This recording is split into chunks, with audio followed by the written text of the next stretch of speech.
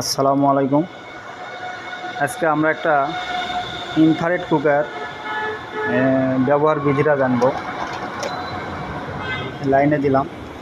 অনেকেই ইনফ্রারেড কুকারের যে টাইমার আছে, যে টাইমার বাটনটা আছে, এই টাইমারটা সেট করতে পারে না। এই টাইমটা আসলে রান্না করার ক্ষেত্রে যদি অন্য কাজে চলে যায় কেউ, তাহলে অটোমেটিকলি রান্না যে বন্ধ হয়ে যাবে, এই জন্য টাইম সেট করা যায়। তো অনেকেই জানে না। তো ব্যবহার বিধিটা আমি জানাবো।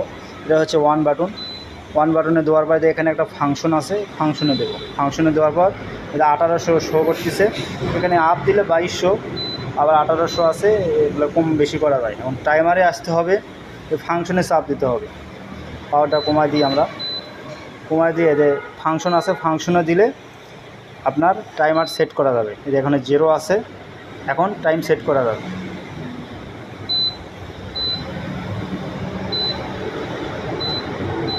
এইভাবে যে এটা 15 আছে, 15 মিনিট পর বন্ধ হয়ে যাবে অটোমেটিক। এটা আরও আমরা কম দিলে এটা 14, তারপরে এটা 13 আইছে। আবার কেউ যদি বাড়াই, মনে করেন আমি এটা 20-এ রাখলাম, 20 মিনিট পর বন্ধ হয়ে যাবে।